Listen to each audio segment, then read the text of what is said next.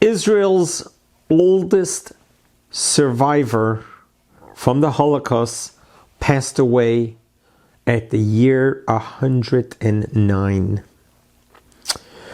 In the year 225, we are realizing that the Holocaust survivors are becoming far and few as they pass on.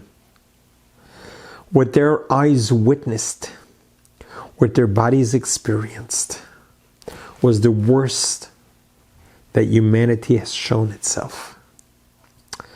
But what is our takeaway from you and I from the Holocaust? We have learned the famous words, never again. But what does it mean to you? And what lessons do we learn from the Holocaust? Every year, as the Holocaust Memorial Day arrives, it's a very important reminder that what happened in our lifetime, or very close to it.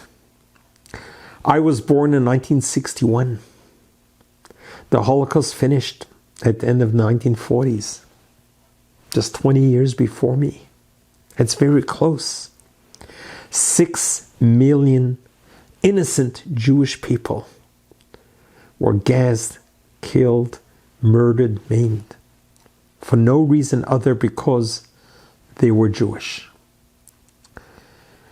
On the Holocaust Memorial Day, we pause. In Israel, all traffic stops for a moment of silence. It's fascinating to see a whole country at a specific time. The siren goes off. No matter where you are, you pause and you stop and you think about it. I want to share with you a story from the Holocaust. Many of us oftenly question, and it's very easy to throw out the question, where was God during the Holocaust? How did God allow the Holocaust to happen?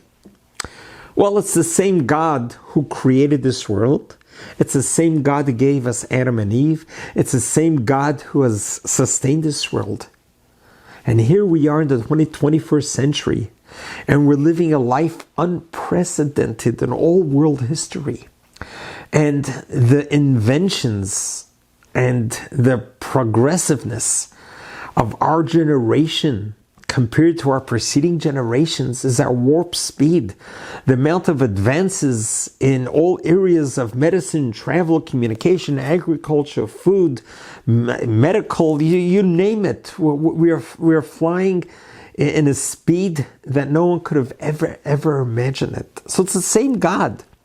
So we cannot challenge and say, where is God when all these good things are happening to us? Where is God when the bad things happen to us? The answer is we don't know God. We don't understand God. We're connected to God, but we are at a complete different level of appreciating, understanding infinity, because we are finite. God is infinite. So why do bad things happen to good people? We don't know. But just because we don't know, it doesn't change our faith in God, in a kind God, a benevolent God, a loving God. Even amidst the darkness, God shines light. So I want to share with you a light that happened in Israel. And this is about a young woman in 1939 who parents had to abandon and flee. And she was left alone due to the situation during World War II. A neighbor took this little girl in and brought her up as her own and never told her that her parents are someone else. Never told her that she was born to a Jewish mother and father. As her mother aged and passed away, the neighbor told her that, I want you to know that your parents were not your parents, but you had other parents, Jewish parents, that in 1939, your neighbors took you in because they had to flee and they couldn't take you with them. The only thing she had from her birth parents was a necklace with a name on it. The name was Devorah. She cherished this necklace, something from the past that kept with her. That's the only thing she had from her parents, was that necklace. After hearing this, she decided to immigrate to Israel. She immigrated to Israel, and she excelled in her studies, went to medical school, and became a doctor. Sadly, the terrible tragedy of a bomb blowing up at the Sbarro pizza shop in the heart of Jerusalem, where there were so many people died, killed instantly. They were just out eating pizza in a pizza shop in the heart of Jerusalem when a terrorist blew themselves up with everyone else there. So many injured, so many maimed. She was in the hospital tending to the victims, to their injuries. As she is going through her patients, she sees a frantic old man crying bitterly and saying, "Please tell me where my daughter is. Please tell me where my daughter is. She was at the pizza shop. Where is she now? I heard she was taken to this hospital. Please, can you help me find her?"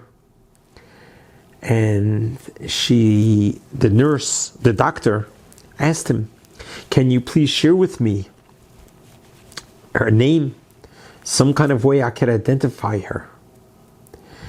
And he says, "She has a necklace. A necklace, it's a blue topaz necklace with a plate on it that has her name on it." And she takes her necklace and looks at it because it's a blue topaz with a nameplate on it. She says, "Yeah, it looks just like that." And they go looking for the girl, for the woman, and she finds the woman in the hospital bed, and she looks on the necklace, and she nearly passes out. It's an identical necklace. This individual, the father was looking for his daughter, told the doctor, "I had two daughters. One survived the Holocaust and one did not. But before we left, I made two necklaces for them when they were born. One was named Devorah, and this was Rachel." And she takes out the necklace from her shirt, and they can't believe it. That's her father, who she never knew is still alive. And the father never knew that his daughter is alive. So here amongst this terrible darkness, this tragedy, daughter and father are reunited yet once again. And with her sister who survived. And the three of them reunited. When I read this story, I think about how often do we neglect to realize God's kindness even in the darkest of times. As King David writes, "Even though I walk through the valley of the shadow of death, I will fear no evil because thou art with me." To always know that even in the darkest and darkest of times, God has not forgotten you. It's hard to see it. You know, the Jewish world and the whole world just went through October 7.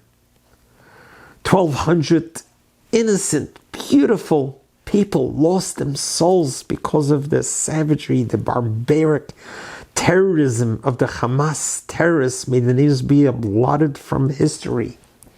Decided to breach the border and to murder these innocent, beautiful people. Dark times. But we also need to remember God's light has shone. So many miracles happened that day. You know, there were over 3,000 Palestinians, yes, Palestinians, who supported the Hamas terrorists who were planning to invade all of Israel. They were planning to go all the way to Tel Aviv and to Jerusalem. Miraculously, they did not make it there. Sadly, the tragedy of losing the 1,200 and then the 900 innocent soldiers whose lives have given up because of their bravery in trying to annihilate these terrorists through surgical precision killings, trying to preserve as much civilians as possible. And yet the world is so easy to condemn us, not realizing or remembering that we didn't ask for this war.